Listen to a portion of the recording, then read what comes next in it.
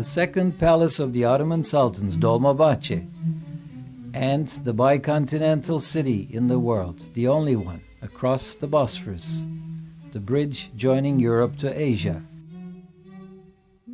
The city where I come from, and the Seraglio Peninsula where the Sultans originally lived in Topkapı Palace, with the Sultan's Justice Tower, and St Sophia, church, mosque, and a museum in our times, right next to the Galata Bridge, over the Golden Horn, Mosque of Suleiman the Magnificent, and the Blue Mosque with its 6 minarets. Süleymaniye, the largest one in town. Across the Galata Bridge, we are looking at the new mosque next to the Spice Bazaar. The spices are all sold in that bazaar. Into the famous Pera Palace Hotel, where Agatha Christie spent 11 days and nights to write her famous novel, Murder on the Orient Express. The old lift in this 1892 old lift as we go up to the 4th floor in order to hopefully see if the room is available where she spent the time to write her famous murder novel. This is still operational from 1892. This old elevator takes us to the 4th floor. Following the bellboy, looking outside from the room of Agatha Christie, room 411 now is open. As we go in, we can see her photograph above the shelf where the books are on display written by her.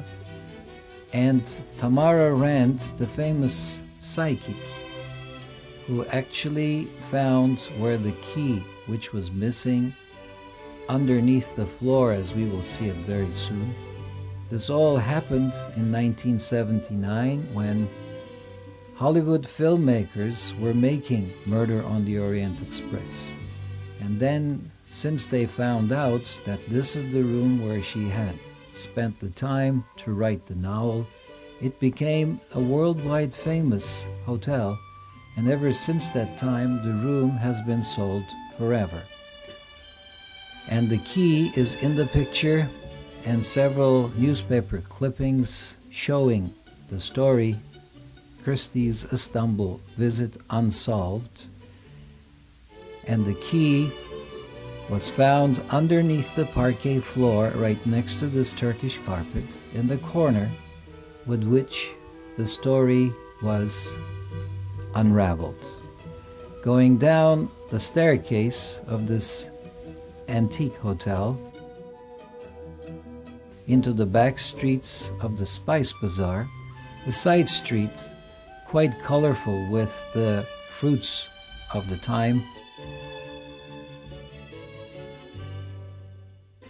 and the back streets quite interesting as this takes us into the Rüstem Pasha Mosque, one of the smallest mosques from 1560, world famous with its red tiles, and these are the famous Iznik Nicaea tiles, and some examples of which we will be seeing as we come closer. This panel, unfortunately, is not all intact because the thieves sometimes get to them. This is the famous Istanbul Tulip, the red tulips and the blue carnations as flowers of Istanbul. As we come into the Mosque of Rüstem Pasha, which is beautifully wall-to-wall carpeted, these are not handmade carpets anymore, it's a dying art, unfortunately. We're looking at the dome of this Rüstem Pasha, who was the Grand Vizier of Suleiman the Magnificent around 1560 when the mosque was completed by famous master architect Sinan. The prayers niche, beautifully decorated with the Iznik tiles. This is the Vase of Life design, 5 panels side by side, very decorative flowers, and the honeycomb design over the prayers niche, the direction which Muslims turn to. And this old British clock takes us around the town in front of Spice Bazaar, very colorful street life on a rainy day in Istanbul. We are looking at the station where the Orient Express once used to come, built by a German architect opposite from today's McDonald's and the hamburger place McDonald's and Burger King. We are looking at the station built by a German architect. And now we arrive at Topkapı Palace, the palace of the Ottoman Sultans. The doorway full of groups trying to get in, hard to get tickets. And the Ottoman Empire, which a vast empire it was on 3 different continents. Sultan's Justice Tower, where he himself was giving away justice, next to the Kubelte, which is the Tuesday's meeting room in between the Prime Minister and his ministers, and the cypress tree right next to one which is the fig tree grafted together.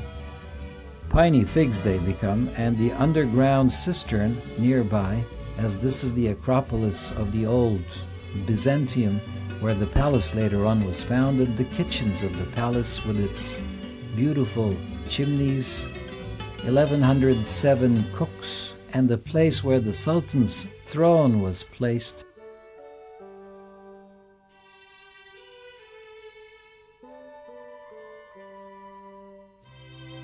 The Turkish baths of the Sultan with the 2 domes in the back is where they filmed the movie Topkapı with Melina Mercouri, Peter Ustinov getting the Oscar in 1964. The 18th century library of the palace is visited by everyone, and the Holy Relics department in the corner of the 3rd courtyard, which opens to the best view in town, overlooking the Asia Minor side across the Sea of Marmara with all the ships crossing, and the Mecidiye kiosk from 1850 is where definitely the best view in town is, with the walls of Constantinople of the 5th century by the Seraglio waterfront.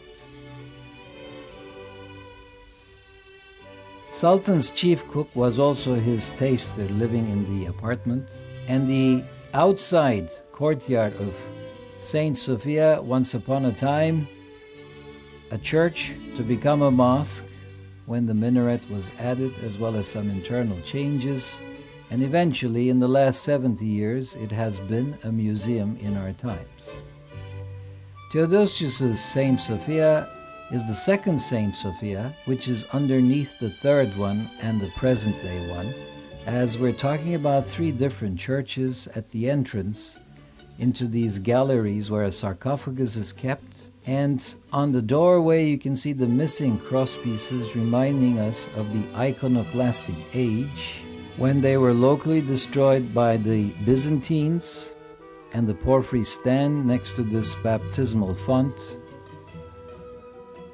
As we enter into the museum, we can see this beautiful mosaic from the 10th century AD, as well as the other golden tessera which we have covering the ceiling in this inner narthex. We have the 3 doors to the right, 3 in the center with the imperial gateway, Jesus Christ seated on the heavenly throne holding the Bible, and the side doors where the other religious people walked in.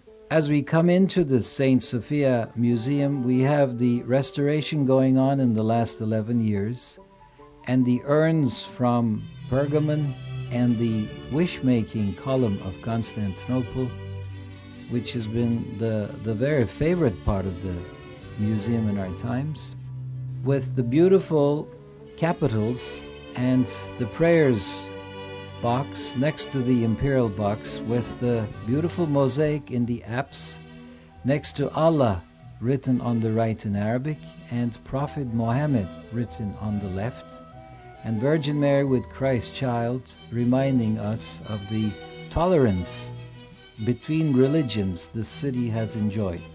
This 10th century mosaic with Virgin Mary, Jesus Christ in the center, Justinian to the left, Constantine, the founder of Constantinople, to the right, reminding us that the Byzantines were about 400 years earlier in Renaissance than their Italian counterparts.